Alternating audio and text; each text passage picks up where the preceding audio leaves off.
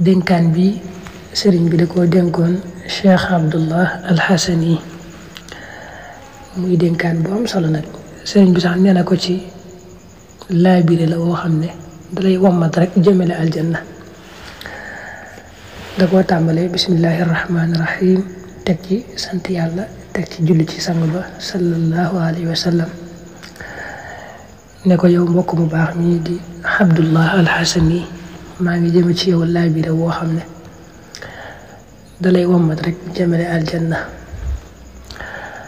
ne ko maa ngi lay dénk nga taxoo noppi ci lépp loo xam ne deesu la ci bindal tuyaaba nga noppi ca loola. maa ngi lay dénkit nga taxoo tudd yàlla foo mën di nekk.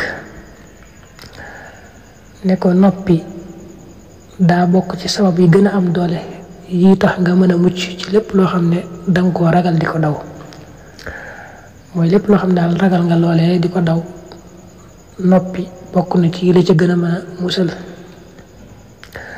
ne ko jikkar nag muy tudd yàlla daa bokk ci sabab yi gën a am doole yi tax nga mën a bénéfice ci ay yiw yu baree bari bu ëllëgee.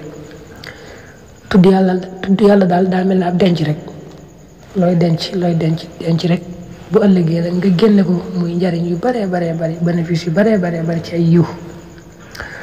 ne ko yaar yooyu kon muy taqoo noppi ak di baril tudd yàlla daal la ko digal na nga ko jëfee.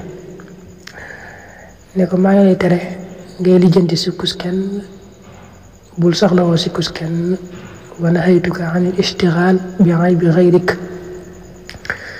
ne ko maa ngi lay tere it ngay xaawi sutura loo xam ne moom dañ ko war a sutura wurta feeñ maa ngi lay tere bul ko xaawi mukk wa an kashfi kulli ma yanbaghi an yustar. ne ko maa ngi lay tere it ngay bëgg kenn baa ngay bañ kenn te yàlla taxut koy bëgg wala nga koy bañ na yàlla tax. ki gëm yàlla danga koy bëgg ngir gëm gi mu gëm yàlla ki weddi yàlla nga bañ ko ngir weddi gi mu weddi yàlla. ne ko yii ma wax nii nag daala koo tere na nga ko bàyyi na nga wattandiku yépp te nga seet sa bopp lépp loo xam ne gis nga ne mi ngi ci yow te sikk la soo xam ne neexul yàlla nga tugg sell rëcc ko te yéene ne doo ci delluwaat bu mukk. daane la ko wasalaamu aleykum wa rahmatullahi wa barakaatu.